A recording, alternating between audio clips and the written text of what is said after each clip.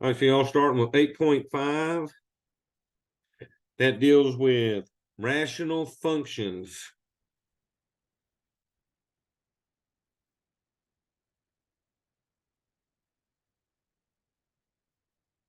Now, the first two examples, I'll do one of them, but the first two examples are finding the domain like you did and they're exactly like you did in 5.1, finding the domain.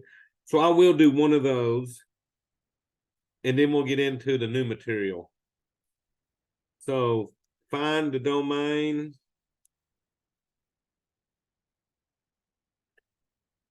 of the rational expression.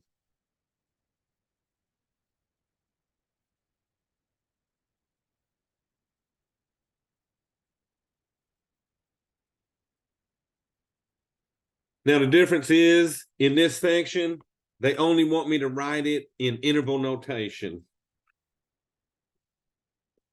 Okay, so they're giving me f of x equals -1 over x squared plus 3x minus 28.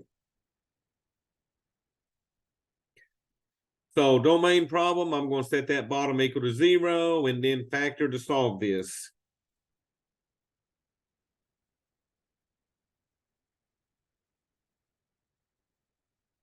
All right, y'all. So we know this trinomial has no GCF, so it's going to factor into two parentheses. X squared, x and x.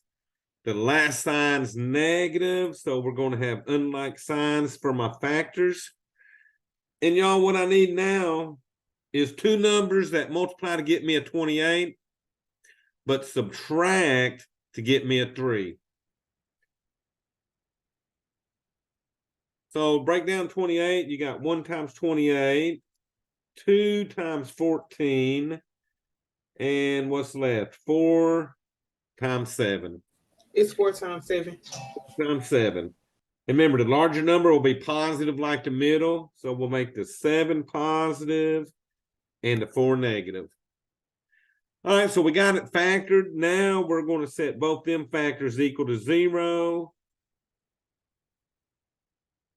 So y'all, the first equation, we'll just subtract our 7 from both sides.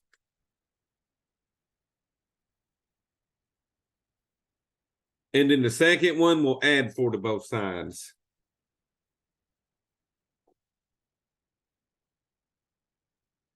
So they only wanted interval notation. So remember, interval notation started at -infinity, and then we are going along the x's until we hit the first x going left to right, which will be -7.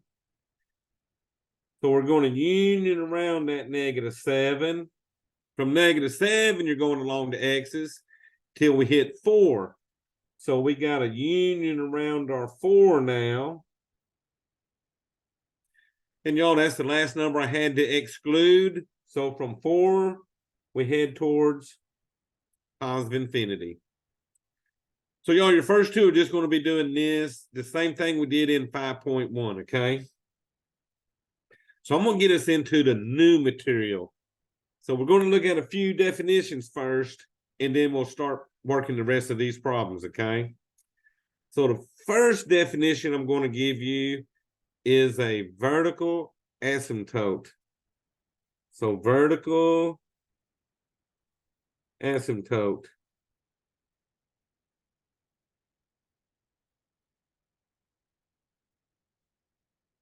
All right, so a vertical asymptote, it's like an imaginary vertical line. So it's an imaginary vertical line that occurs where a function is undefined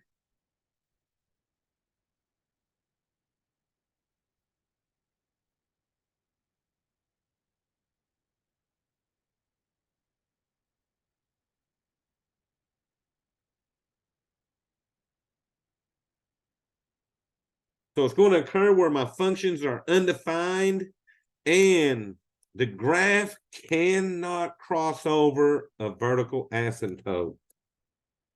And the graph cannot cross over the vertical asymptote.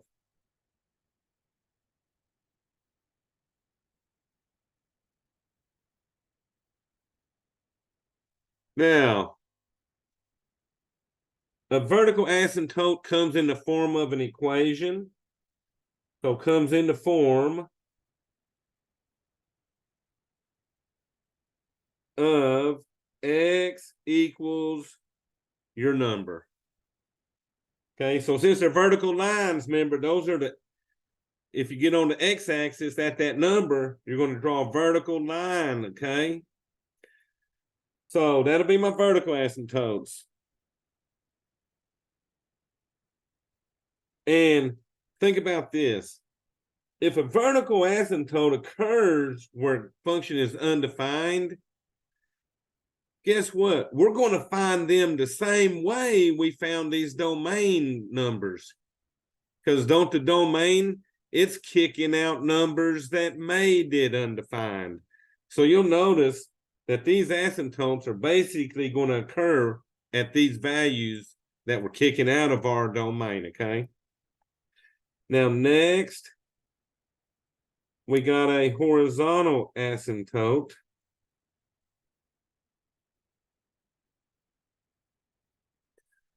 So this is like an imaginary horizontal line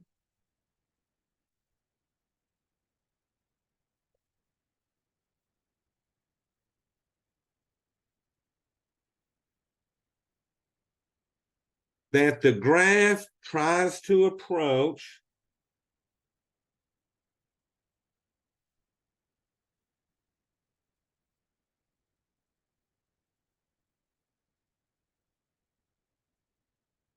as the x values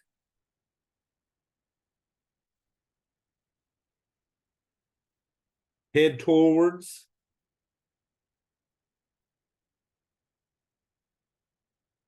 negative infinity and positive infinity. So as these graphs go further and further out towards infinity, they try to get to these horizontal asymptotes, but they can never equal them because they never get to them. They get closer and closer and closer, but they never actually equal those numbers, okay? Now, there's 3 cases that can happen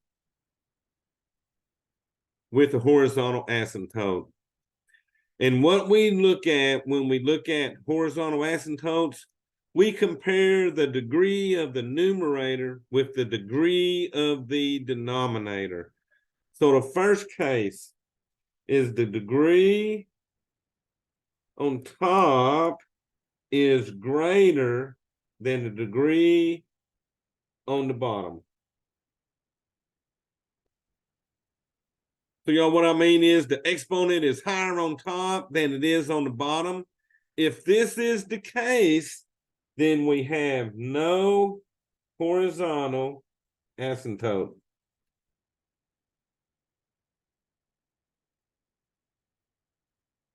Because that means that the top is getting bigger faster than the bottom. So in that case, they eventually will head off towards infinity. So if the top is higher exponent than the bottom, there's no horizontal asymptote.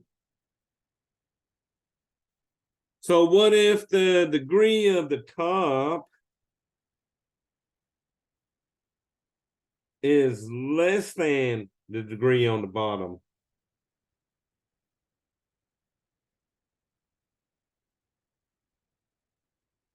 So that means you got bigger exponents in the bottom of your fraction than you do on top.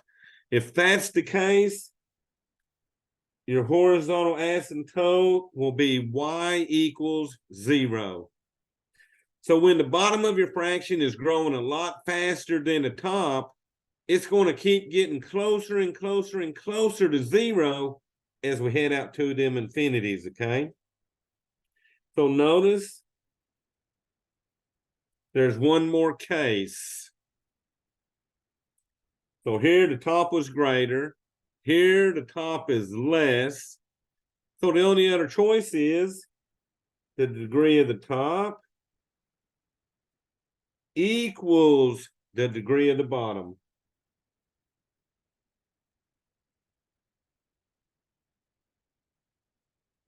So say my highest exponent is x to the third on top. On bottom, I got an x to the third as my highest exponent. That means they're equal. And this horizontal asymptote will be the y equals a over b. A is the lead coefficient on top.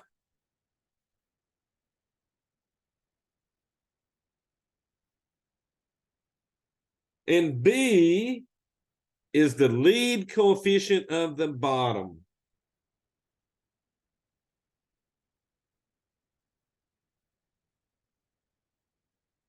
So if they're equal, I look at the numbers in front, okay, of those leading terms. Now, y'all, there is one special thing that could happen. So, and this happens when the degree of the top is greater than the degree of the bottom. So I'm going to put me a star here. So this is what we would call an oblique asymptote.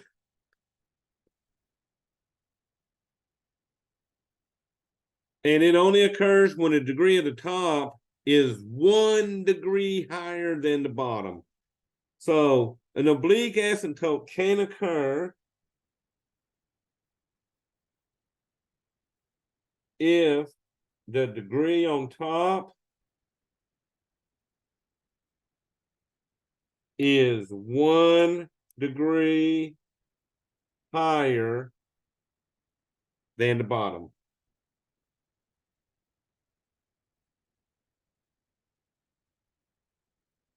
So if that occurs, the oblique asymptote will be y equals, and then what you do is you take the leading term on top and divide that by the leading term on the bottom.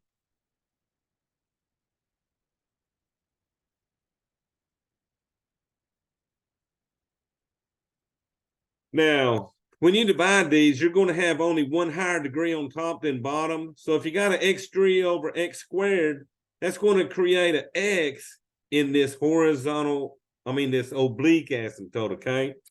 So I'll show you an example of one of these. And there's only one example where we're graphing that has an oblique in it, okay? Everything else will be vertical and horizontal asymptotes. So the first example I do will have us figure out the vertical asymptote, see if there's an oblique, and then check for the horizontals. And then I'll show you how I graph these to pick one of their 4 pictures.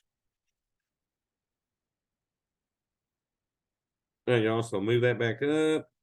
So I'm starting at your number 3 that you're going to have in homework. And number 4.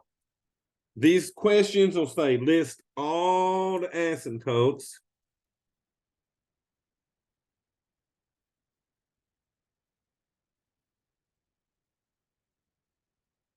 and then graph.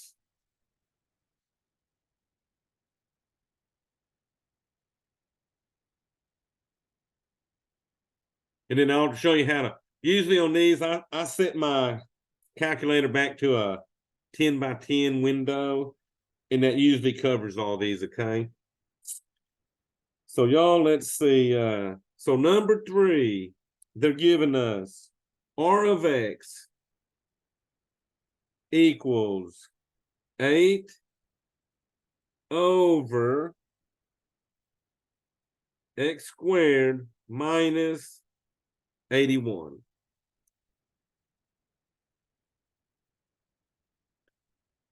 So first I'll check for the vertical asymptotes.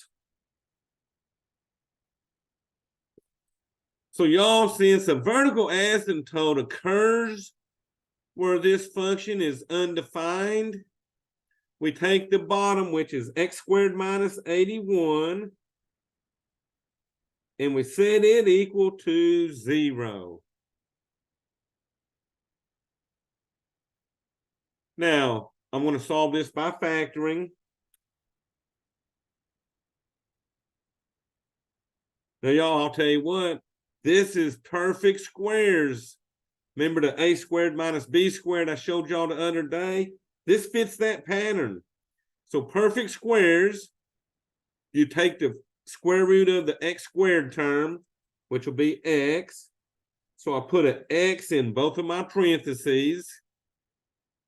And then we have a plus and a minus. Because the last number is always going to be negative if it's the difference of perfect squares. Now, at the back of both these parentheses, I take the square root of that 81. And y'all square root 81, that'd give me what, Is it 9? a 9. So that's going to give me a plus 9 and a negative 9. So perfect squares always factor into conjugate pairs. All right, now I set both them equal to 0. And y'all notice, vertical asymptotes, I'm doing everything we would have done to find that domain, okay? So here we subtract 9. I get x equals negative 9. This one will add 9 and get x equals a positive 9. So in MATLAB, for these vertical asymptotes, you got to write them like an equation. So you have to do x equals negative 9, comma, x equals positive 9. If you don't put the x equals part, MATLAB will mark them wrong if you just put negative 9, comma 9. The only time you can just put the numbers is if they already got the x there, okay? So look at the answer blanks and see if they've already got me an x there, or if it says the solution is, or the vertical asymptote is, then I would do it this way, okay? All righty. So I'm checking for an oblique, but y'all guess what? The top don't even have a variable, so it's like a degree 0 on top. I got a degree 2 on the bottom, so there's no way this has an oblique, because for this one to have an oblique, the top would have to be an x3, which it would be 1 degree higher than that x squared. So this one has no oblique asymptote. Which means next we will check our horizontal asymptote.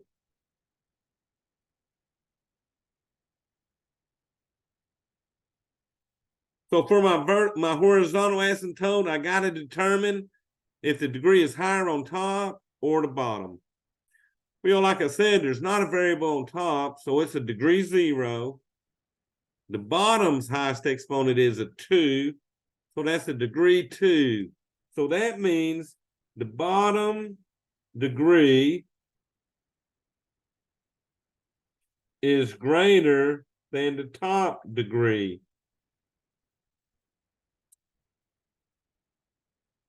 So y'all,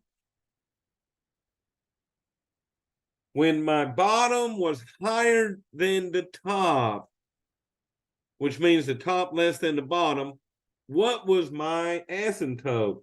It was what? Y equals 0. 0. Let me see what my chat's saying. Okay, I got you. All right, so it is definitely y equals 0.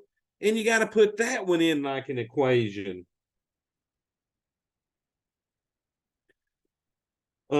Unless they already got a y equals. And on this one, they don't have the x equals or the y equals.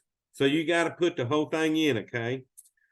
So now, I'm going to show you how I would graph that to pick out one of their 4 pictures. But let me just sort of show you what we got going on.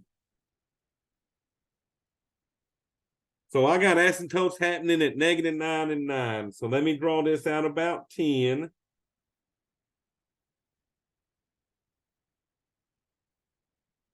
So how do you know which one is the bottom? Because is the x equals 9, is that the bottom because it's the next term in line, or I'm getting kind of confused? What do you mean when I'm looking at the? So the top and the bottom, which numbers are you looking at? Okay, so the top is 8. Right. So it don't have a variable here. So that top would be a degree 0. Now Okay, this, that's defined by variables, not numbers. right. Okay, that's where Right. I got confused. And since there wasn't a variable, you had a 0 there, and the bottom would be what, a degree 2 because of that exponent. Right. Okay. Okay. All So right. is that why the horizontal asymptote degree equals 0, because we set the bottom to 0? No. You get a 0 anytime the bottom degree is higher than the top degree. So this could have had an X. So this could have had an X there, which would have gave me a degree 1. But since the bottom was still bigger, this is the equation every time.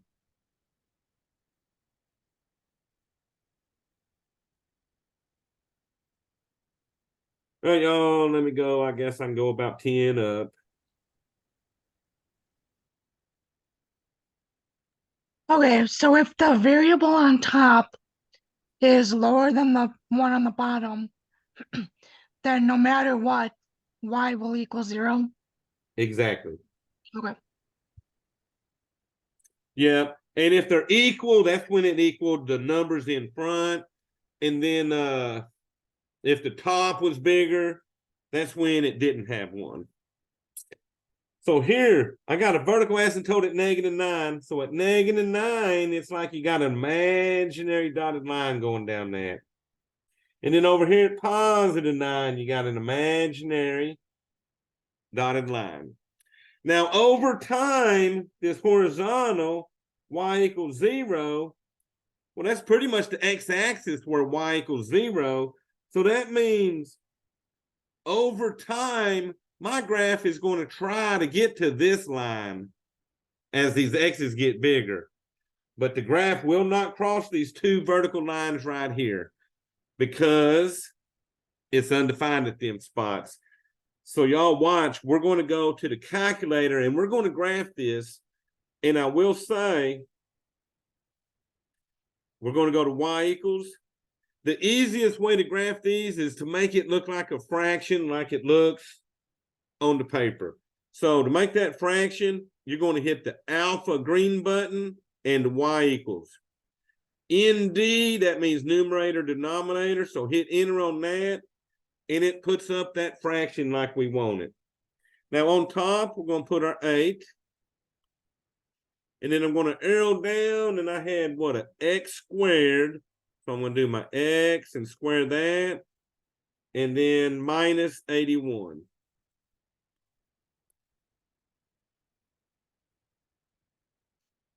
All right, so I got it in there exactly like it looks. So I just want to graph it to get a picture of this. So notice what it's doing. In the middle, it sort of curves, and then it's going out towards that far side. It's coming down towards that x-axis. So y'all, let me show you what I'm going to do. I'm going to make my window just a little bit bigger so that you can see what's happening on them x's as they go about.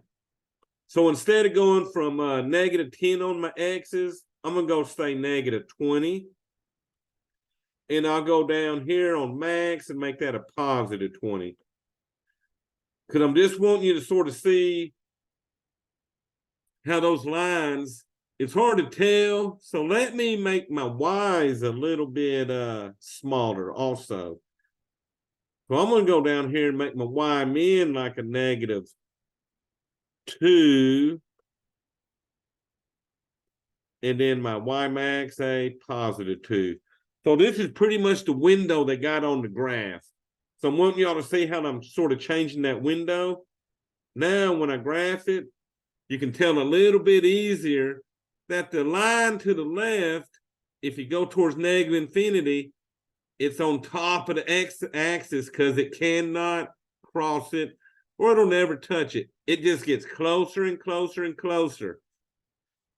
Same thing on the right side as you go to positive infinity. Can you go back to your window real quick? Uh-huh. Yeah, because mine said error. I'm sure, like, why? Okay, I see, because I didn't put negative 20. Yeah, make that x minimum is the left side you want to go to. X max will be the right side. And then my y min and y max is Okay, my... it did it now. It did it now. I just, instead of putting negative 20, I put positive 20 on the X min and the max. Okay, so yours is like, okay, we just got a straight line here. Right. It was like error. I'm like, nah, I did something wrong. Okay, it came up now, though. Uh-huh. All right, y'all. So I would go back to my paper. And so that graph in the middle was coming down, and it won't cross that line. It'll just keep going down towards negative infinity. It's never going to cross that line, though. And then you'll notice if this one heads down, usually these others will come from up here. And then it was just trying to get closer to the x-axis. And then this side was going to the right, trying to get to that x-axis. But it never does actually touch it. And y'all, they'll have 4 pictures. One picture will be like this. One, they'll have the U shape up here and the other stuff down here. So just look at your 4 pictures, and one will match exactly what you're getting, okay? All right, so we'll try another one of those. Now, your number 4 is going to have an oblique asymptote. So let me write number 4 here.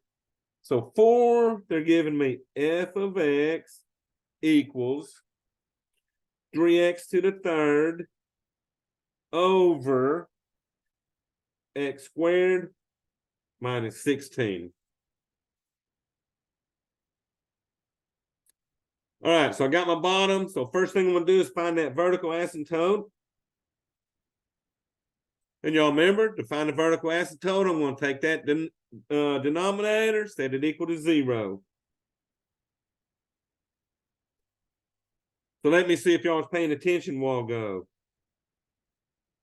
This is perfect squares. So since that's perfect squares, what will that factor into? It'll be x plus on the left and x minus on the next one. Now give me the magic numbers. 4. There you go. Or There you go. Square root of 16 gave us 4s on that. So now to finish this out, we set both them equal to 0. So y'all, let's see, we get a negative 4 here. And a positive 4 on the right side.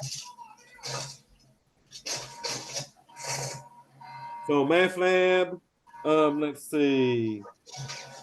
Now this one actually gives you the A, B, C, D answer for it. So, and it'll have them listed like this: x equals negative 4, x equals 4. So let's look for an oblique. Well, guess what? What's my degree on top? My degree is 3 on top. The bottom is a degree 2.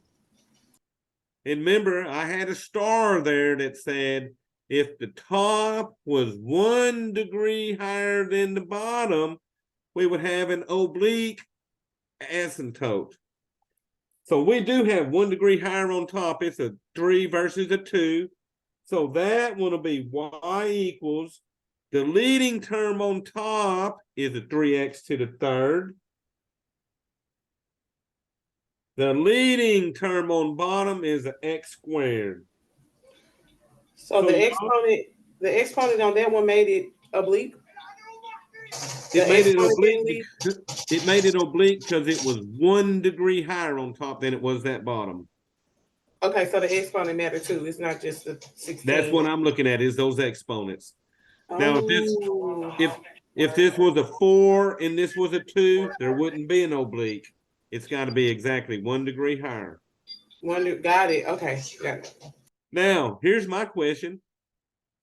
Can y'all simplify this down?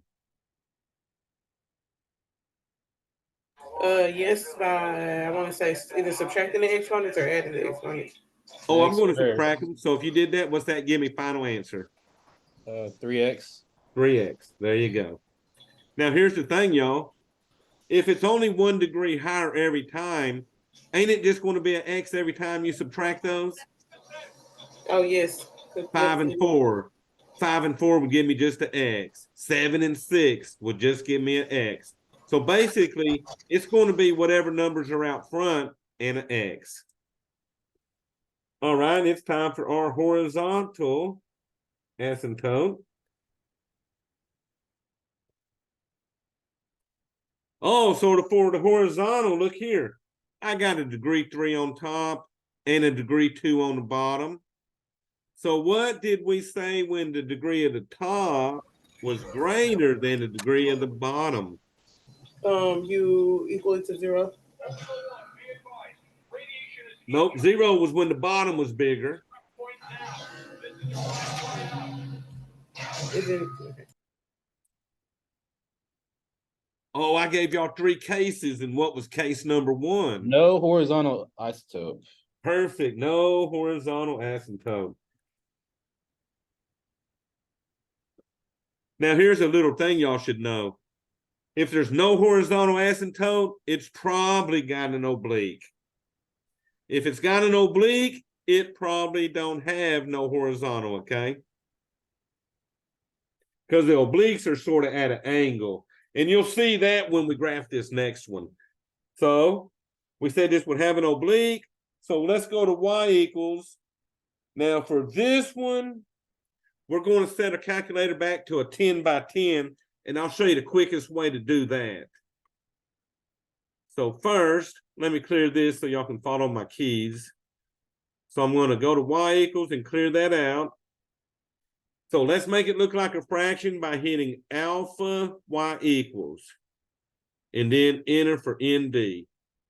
So on top, we had a 3x to the third. So 3x exponent 3. And then I'm going to arrow down to my bottom. And on bottom, I had an x squared minus 16. Now remember, we'll have 2 vertical asymptotes on this, so expect it to be sort of vertical looking at that -4 and that +4. Now, you could go to window and put -10, 10, -10, 10. You can change them right here, -10, 10. But y'all, the quickest way to change the window back to a -10, 10 is to hit zoom and go down to number 6 standard. That puts me back to a standard 10 by 10 window so that when I hit graph, oh my God, I didn't hit enter on it, did I? So let me go down and go down to 6 and hit enter, my bad. And then you got your 10 by 10 window.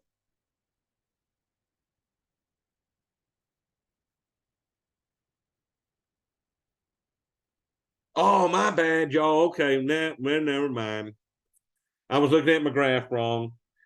The y values are going from -100 to 100. So make that -100 on the window and then go to 100.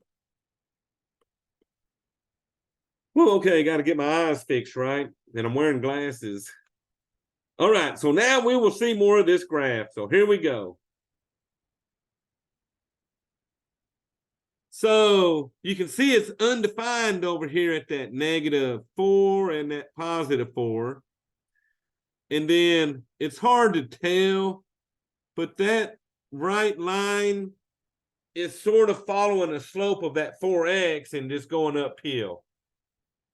So the vertical asymptote, so let me draw that for you. Ooh, that's going to be tricky to draw.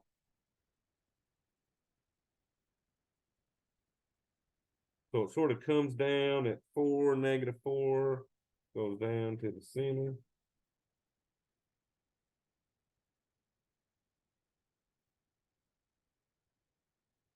Right, I'm just trying to catch that right side there, and then this left side. Okay, so now I got it drawn. So y'all, what's technically happening? That part right here in the center, it's not crossing over these two vertical asymptotes here, but the oblique asymptote is an equation of that 4x, and it's sort of like a line that would go left to right, and the graph would try to keep with that line going both ways. So the oblique is sort of almost like a diagonal type. Now, I'll tell you a trick. If this is positive 3x, that thing's going to go uphill left to right, okay? If this was negative 3x, your line would go downhill left to right. Now, everyone that I've been doing in Math Lab has been positive and going uphill like this one, okay? All righty, y'all. So then they get off the graphing, and we're actually going to find vertical asymptotes and horizontal asymptotes to finish this out.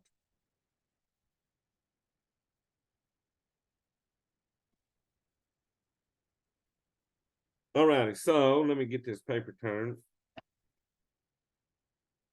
So at number 5, these ones will say, find the vertical asymptote. So we don't have to worry about graphing them or anything like that.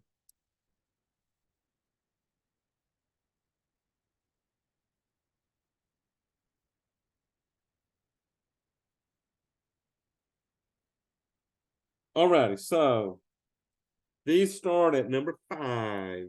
F of x equals 1 over x minus 4 squared. So vertical asymptote, take the bottom, set it equal to 0.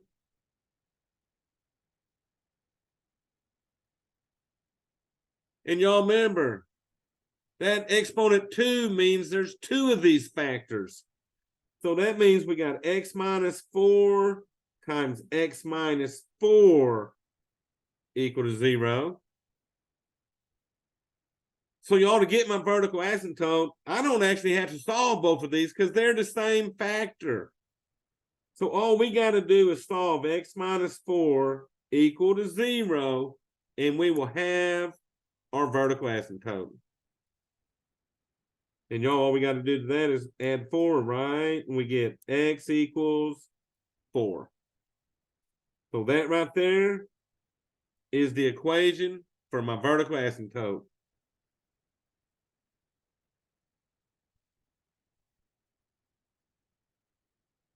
So to me, this little section almost started out harder than having the graphing happen before the asymptote stuff, but that's the way this one rolled out. All right, 6. F of x equals x minus 3 over x squared plus 3x. So I'll see if y'all paid attention the other day, because I'm going to take that x squared plus 3x and set that equal to 0. And I'm going to factor that. But guess what? That is not perfect squares, and they're not even being subtracted. There's only one thing I can do to this as far as factoring goes. Is it divide by 3? Oh, don't do that. Let me, because you want to factor it at this point. So what you want to do you remember the greatest common factor stuff I was doing? Look at both of these terms and what do they got in common? Oh, they both have the x's, and then They you both subtract have one. the x's. Y'all listen to this. When you got two terms like this being added, all you can do to that ever is factor out a greatest common factor. So let's see. If you factor out an x from both of these, what's going in these parentheses? X plus 3. X plus 3. That's it. X plus 3. All right. Then we're going to set both these equal to 0. Now, if you notice this, anytime you factored out an x as the greatest common factor, 100% of the time, it equals 0 for you, okay? And then on this one, I'm gonna subtract 3 and we'll be done with that one. So for this one, this one actually writes the answers, but you need both of these as your asymptotes, okay?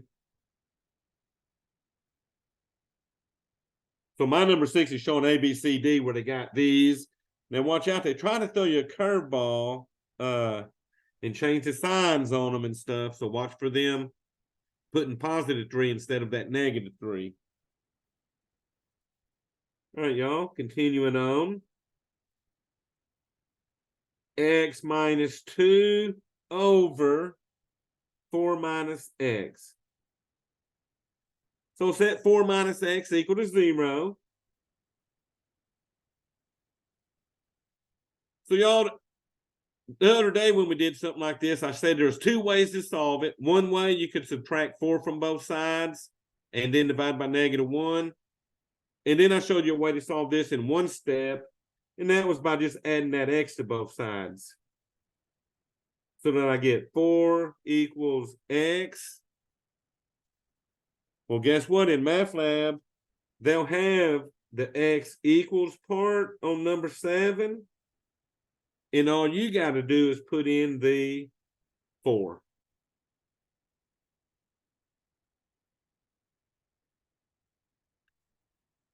So y'all, I'll tell you, vertical asymptotes ain't nothing but being able to solve these different equations they're throwing on the bottom for us. Try this one. F of x equals -2 over x plus 4, x minus 1. This one to me is just like this one because it's basically already factored. So set that all equal to 0. I think they try to do this kind of stuff and mess with y'all and make you try to foil that kind of stuff. But foiling would go the wrong direction because we're actually wanting to solve them. So now let's set both these equal to 0. And then basically subtract 4 on this one, add 1 to that one. So x is a -4. X is a +1. So on this one, it actually gives you the A, B, C, D answers.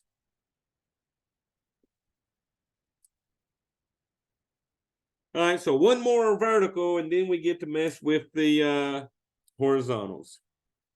So this one is f of x equals x squared plus 2x minus 15 over x squared minus 4x minus 21. All right, y'all. So set that equal to 0.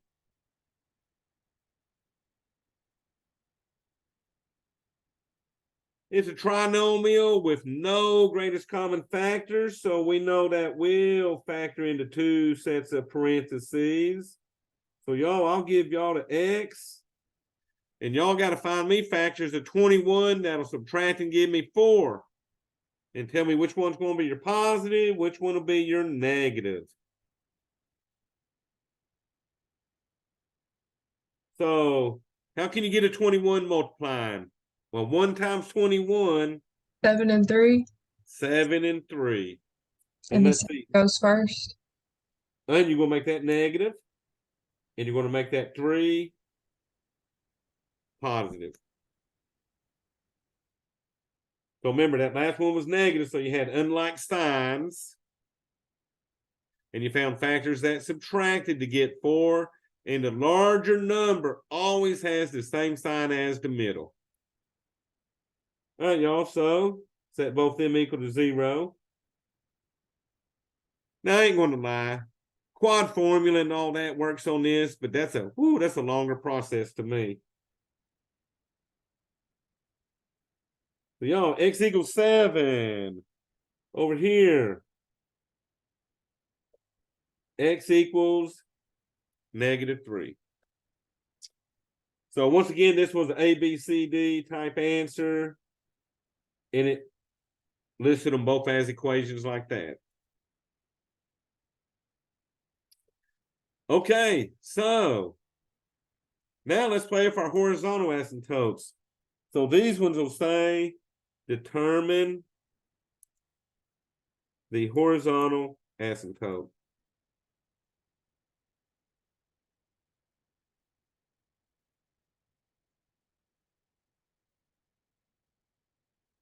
Oh, so let's see, this starts at 10. So if I got f of x equals 3x to the third plus 2 over 2x to the third minus 5. So compare the degrees. What do you see about these 2 degrees between the top and the bottom? X cubed. So they're both cubes, which means They're the same. they're the same, so they're equal. So when the degrees are equal, we looked at the y equals a over b. Well, a is the lead coefficient on top, which will be my 3. B was the lead coefficient on bottom, which will be R2. So y'all, when they're equal, you're looking at the lead coefficients on that thing, okay? Now, what if there wasn't a number in front of the x3 on top? What would you put? So say that 3 wasn't there. What would y'all put for the top number? 1. A 1. There you go. All right, y'all, 11. F of x equals x squared minus 8 over 7x to the 4th plus 4. So tell me about these degrees. So They're different. So what I want to know is, where's the bigger one at? At the bottom. At the bottom. So that means the degree of the top is less than the degree of the bottom. So when the top was smaller than the bottom, what did y'all put for that horizontal asymptote? 0. Y equals 0. There you go. And that was 100%. If the bottom is bigger, y equals 0. All right, y'all, the last one, f of x equals x to the third minus 3x squared plus the x minus 3 all over x squared minus 19. So tell me about these ones. It's still 2x squared.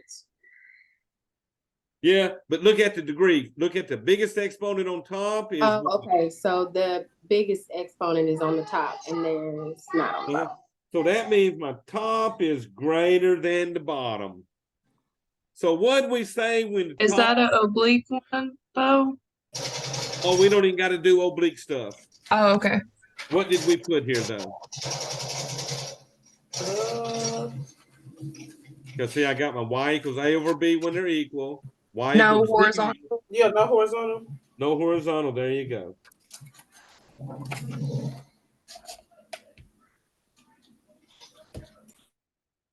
Okay, so then had no horizontal asymptote, and then you moved on. All right, so we get to play with 8.6 next, and it's not bad once you learn the way to do these. And the trick to me is really getting them factored again. So let me show you what we got going on. So y'all, 8.6 is going to be polynomial inequalities.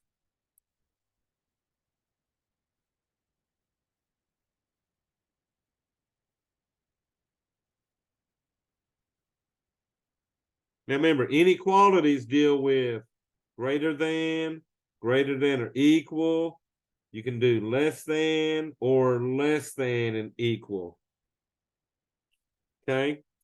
Now here's the thing. If it's greater than or equal or less than or equal, when we do our interval notation, we're going to use brackets around the number.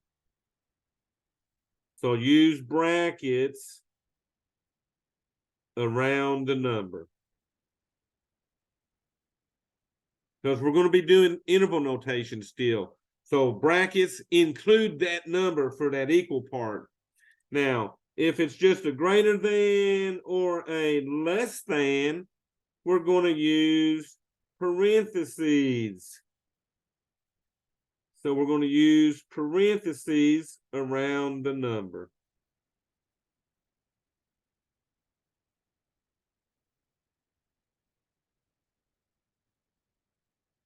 Okay.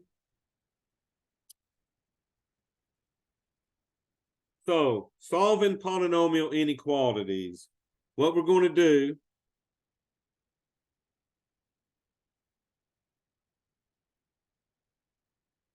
we're going to solve the equation. And these are going to be quadratic. So you're either going to factor them, or you can use the quad formula stuff if you want, or the square roots. So the first thing you do, you solve the equation.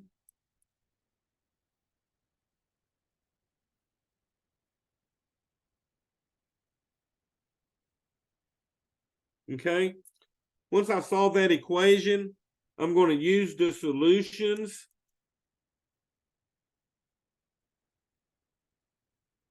And I'm going to set up a number line.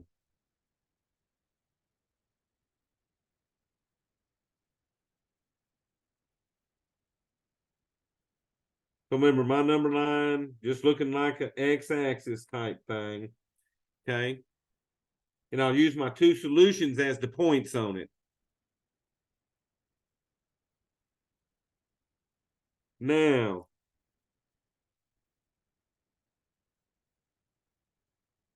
next, I'm going to use a test point. So use a test point. Now, I usually use 0 because it's the easiest point I can test. So I usually test 0 since it's easy. But what you do, say you're testing 0, to test 0, I put 0 into the equation and see if it's true or false.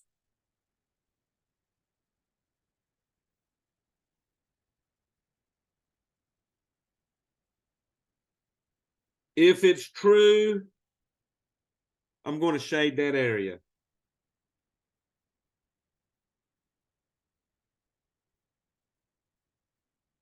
If it's false, I do not shade the areas and I'll shade the opposite. So if false, don't shade that area. So y'all, there's only two things that are going to happen on these. So say I had a graph and my test points were here and here. Your graphs will either shade in between the 2 points, or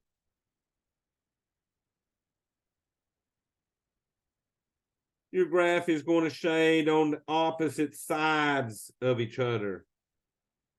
If it shades in the middle, it will not shade the ends. If it don't shade in the middle, then it's going to shade both ends, okay? And y'all, after that, all we're going to do is write in interval notation.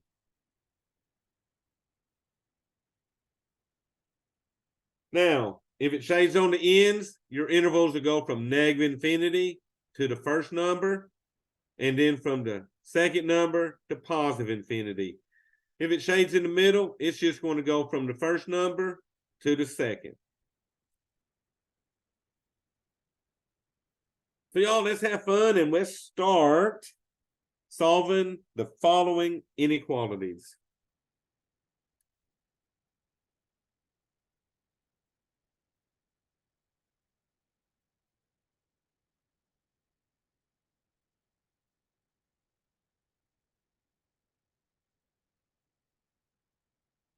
So for number one, we got x minus 4 times x plus 2 is less than 0. So we're happy this one's already factored. So basically what I do is I'm still going to take both of these and set them equal to 0 while I solve them. So I'm just replacing that with equals so that I can solve them and get my two numbers from a number line. So here, I'm going to add 4. So my first answer will be a positive 4. And then here, we're going to subtract 2 and get x is a negative 2. So when we set up our number line, our two numbers will be negative 2 and 4. So remember, negative 2 will come before that 4. So I'm putting them in order from left to right. So I got my two intervals. So now I'm going to test my 0. So y'all, where is 0 on this number line? It's to the right of 4. 2 and 4. Yeah, it's sitting right in between there is where my 0 is. So I'm going to test 0. If it's true, I'm going to shade that middle.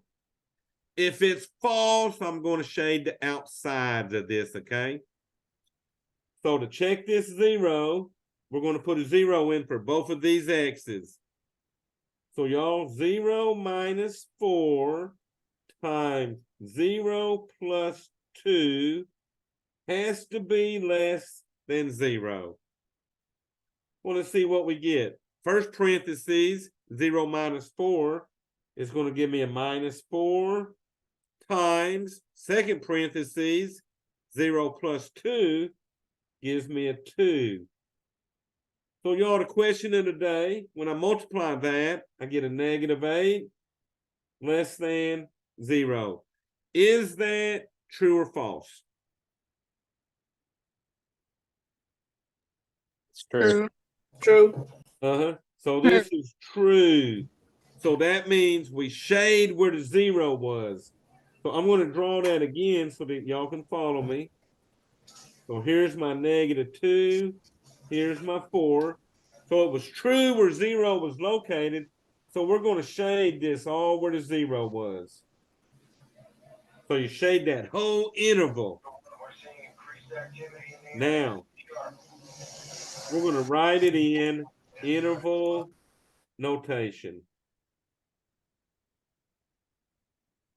So the first thing I'm going to ask you, this interval is just in between these two numbers.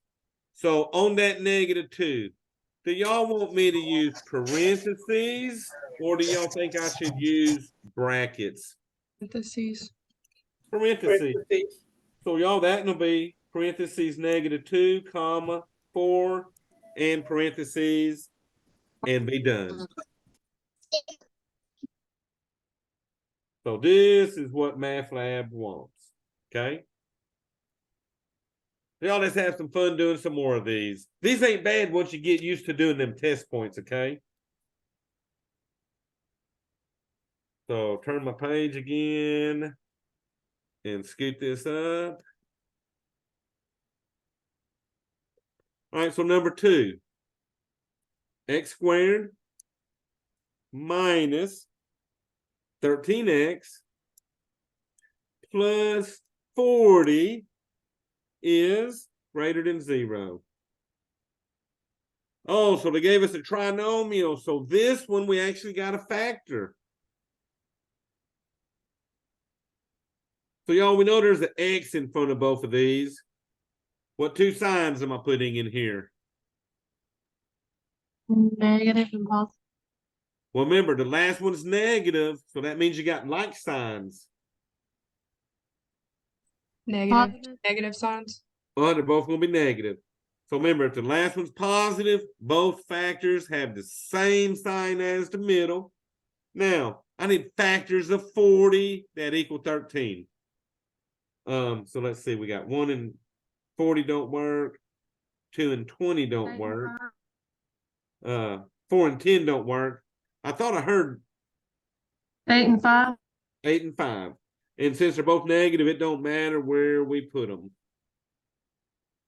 All right, so at this point, I'm going to set it equal to 0 so I can get my two numbers.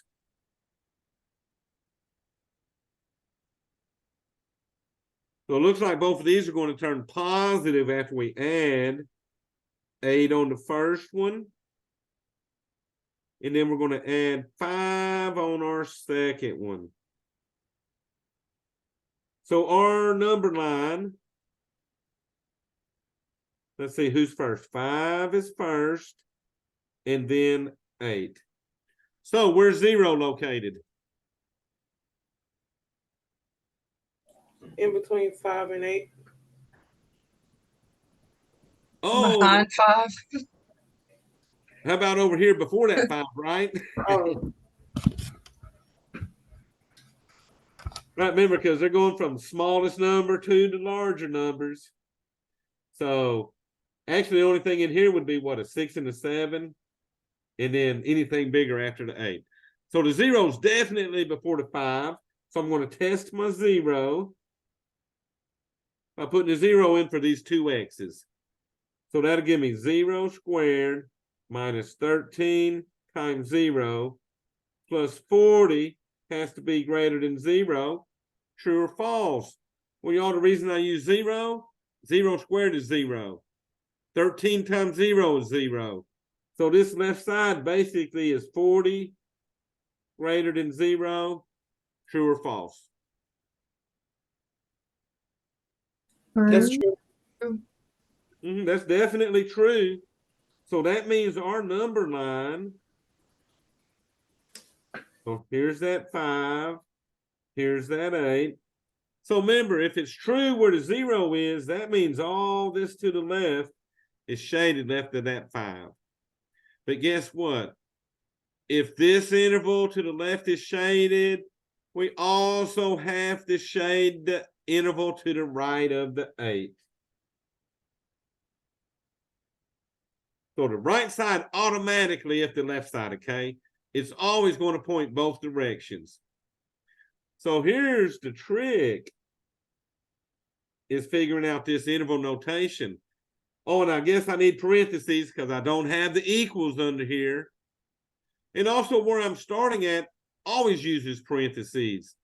So what's the left side of this thing coming in from as I head toward that 5? Positive infinity. Oh, you was right the first time. Oh, negative infinity. So To this one goes from negative infinity to 5. to 5. And the next one is positive. It's 8 to positive infinity. This side will be 8 to positive infinity. So then you just put a little comma in between your two answers.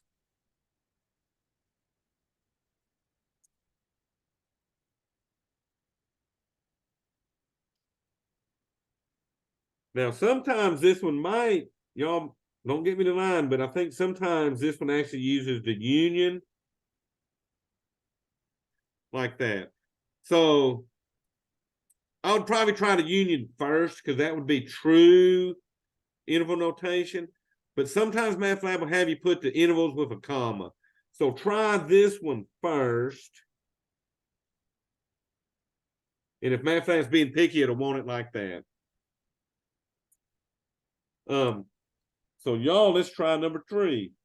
X squared plus 7x minus 22 is greater than or equal to x minus 6. So y'all, here's the thing on this one. I need a certain number on the right side if I'm going to solve this. And we've been setting every one of our equations equal to 0. So we need a 0 on the right side when we start this. So to get a 0 over here, you got an x. You're going to subtract an x from both sides. You got this -6. So you're going to add a +6 to both sides. You got to move both of these to get a 0 here before we solve it. So y'all bring down the x squared. 7 minus 1 gives me a +6x. A -22 +6 gives me a -16. But now I can set all that equal to 0. Y'all, let's factor this one. So the x squared gives us our x's. The last sign is negative. So since the last sign is negative, these are unlike signs on these factors. X plus 8, x minus 2. X plus 8, x minus 2. Good job. So factors is 16. That subtracted and gave us 6. All right, y'all. So let's get them test points by setting both these equal to 0. So here we're going to subtract 8.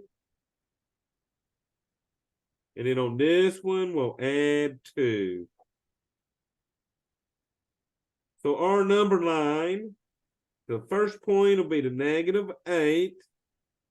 The second point is +2. So y'all guess what? 0 is in between these two numbers somewhere. So I know my 0 is sitting in between here. So let's test 0 and see if it's true or false. Hold on, Jack. Now, Up on this math. notice this one's got 3 x's on it. So I'm going to do 0 squared plus 7 times 0 minus 22. That has to be greater than or equal to 0 minus 6. Well, once again, 0 squared is gone. 7 times 0 is gone. All that's left on the left side is a -22. On the right side, 0 minus 6 gives me -6. So is a -22 greater than or equal to a -6? True or false?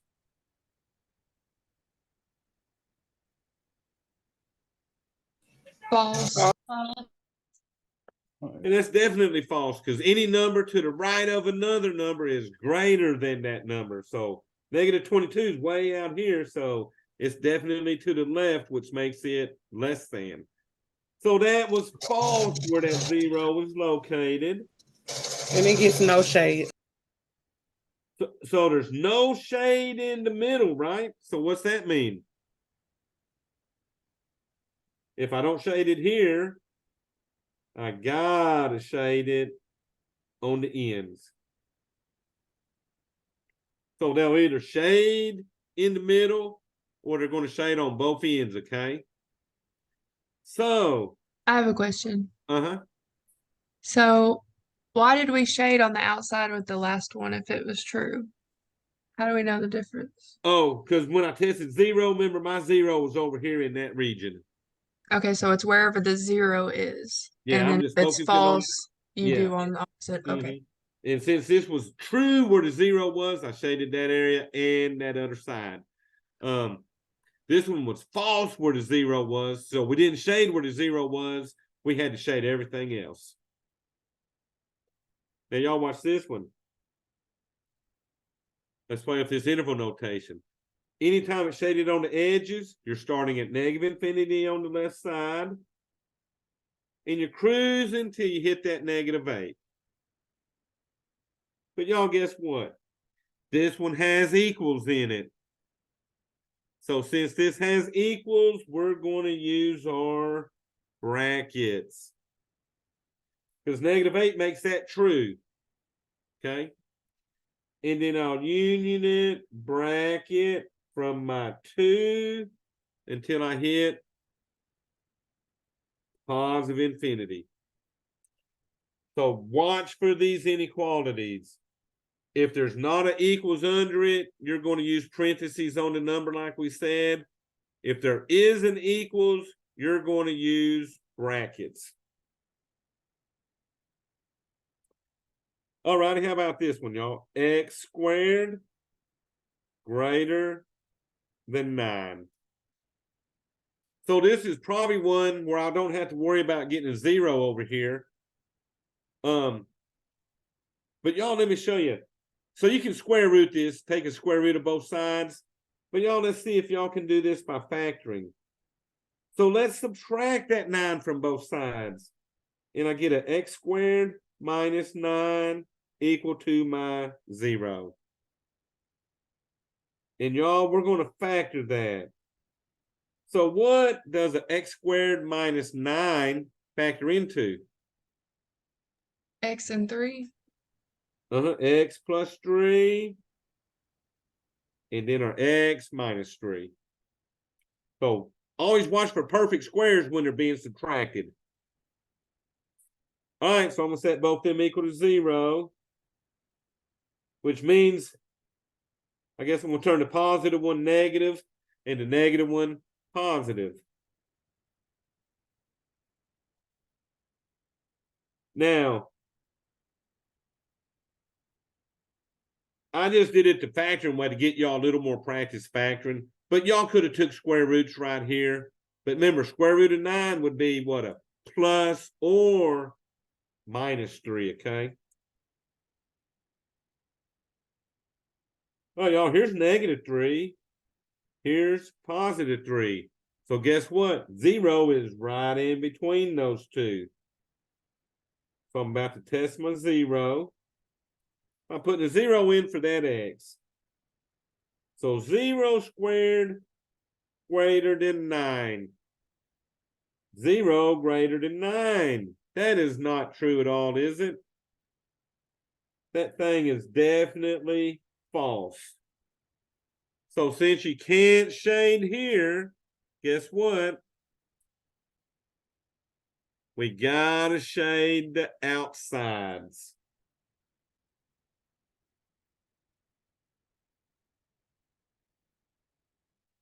So y'all, I'm wanting y'all to see these things are either or on them, okay?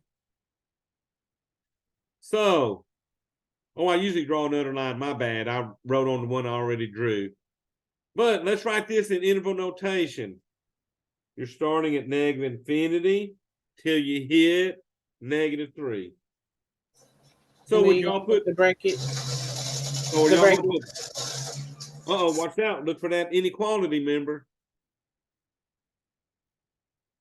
Remember, it don't have an equals under it. Parentheses. Okay. So got to put our parentheses.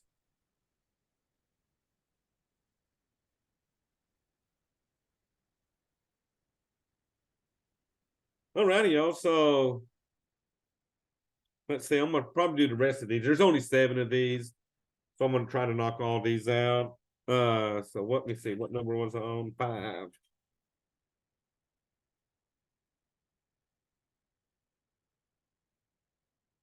All right, so 5 has 25 minus x squared is less than or equal to 0. So y'all, first thing I'm gonna do is put these in order since I'm gonna try to solve them. So I'm gonna put my negative x squared first,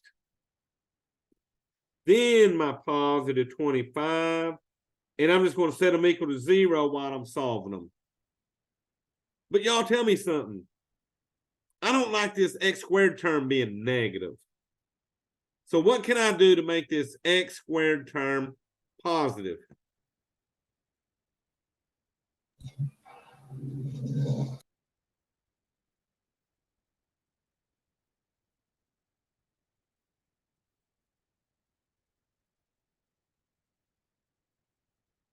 All right, so if I want to make this positive, I'm going to divide everybody by a negative 1. So remember, I can divide everybody by -1 if I do it on this side and I do it on that side. But watch what that'll do. That makes this a positive x squared. That makes that a -25. And it's still equal to a 0. So y'all look at this. Let's see if y'all can get this one. I'm going to put this thing in 2 parentheses. X squared minus 25. What is that going to factor into? X minus 5, or yeah, X minus 5, X plus 5. There you go. All right, so let's get our 2 numbers by setting them equal to 0. So y'all, let's add 5 here. And then let's subtract 5 on that one. So once again, I've got a -5 and a +5. And y'all, that means 0's in between again. So let me test my 0. And always go to my original. So I got 25 minus x squared, which will be 0 squared, has to be less than or equal to 0. All right, y'all, so that's basically 0. So I got 25 less than or equal to 0. True or false?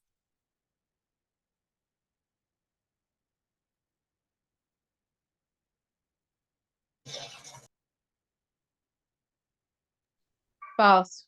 So that is definitely false. 25 is bigger than 0. So since it's false in the middle, we're going to shade the outer edges again.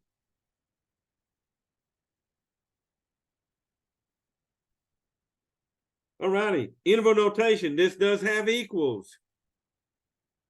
So you're going from -infinity to -5. Parentheses or brackets? Brackets. And then union that from our, what was the next one? 5 to infinity.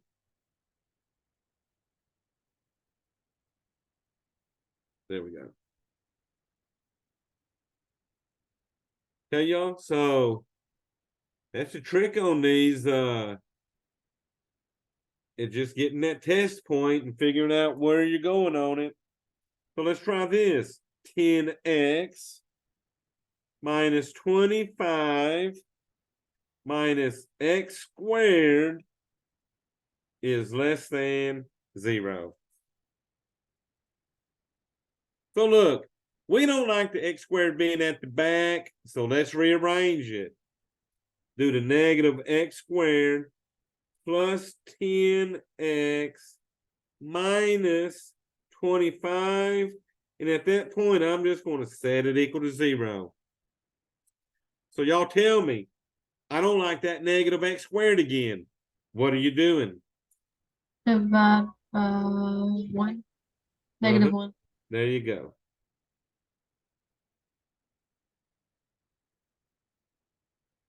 And there.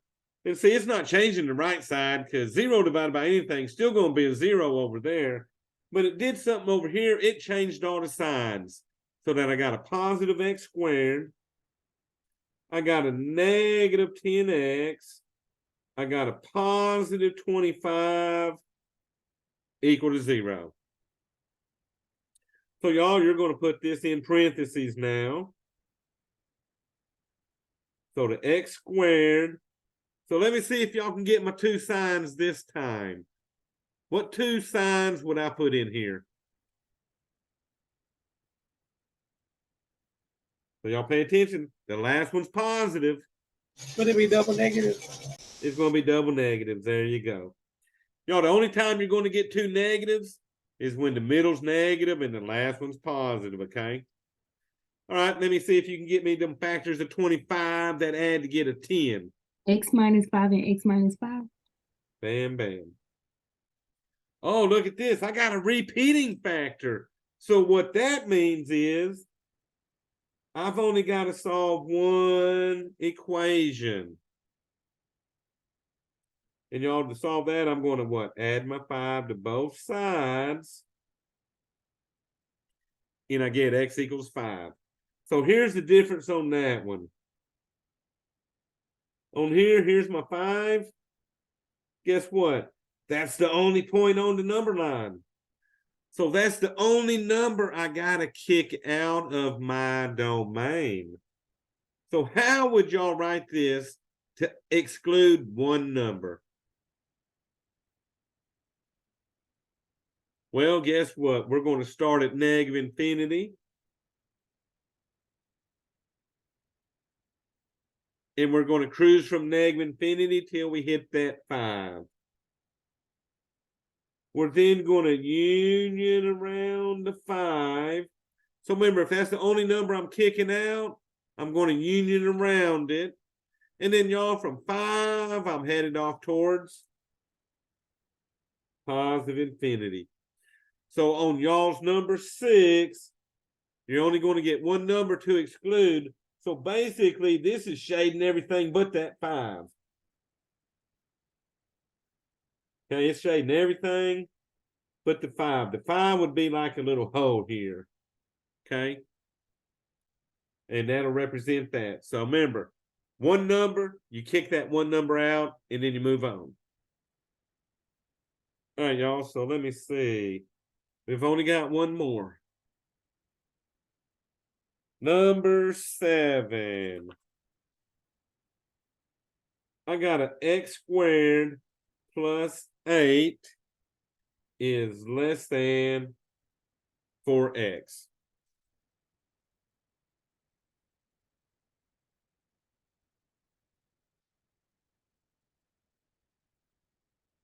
All right, y'all, where the 4x is, guess what I need there?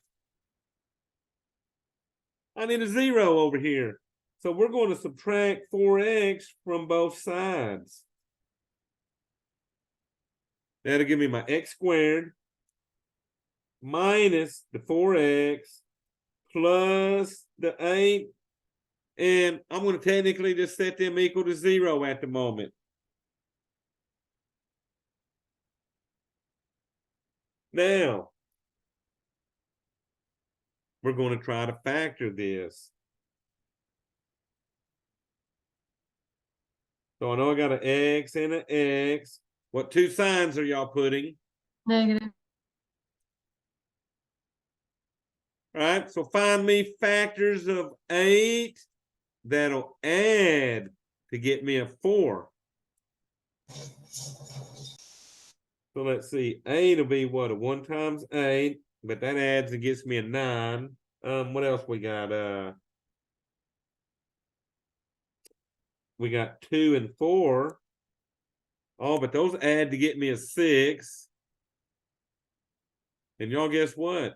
That's the only 2 ways I can multiply to get an 8. So I'm not going to have factors of 8 that'll add to get me that 4. So guess what? This one does not factor. So when it does not factor, your solution in MATLAB, this technically has no solution. To represent no solution in MATLAB, they'll have a 0 with a line through it. We call this the empty set or no solution when it's got that 0 with that line from it. And MATLAB will have that. It should be when you click the answer blank and it pulls up them, like where the fractions and exponents and all that are. It should have that 0 right there with that line through it, okay? And y'all guess what? That is 8.6. So number 6, you'll get one answer, exclude that one number. Number 7, you're probably going to get something that does not factor. So use the 0 with the line to represent no solution.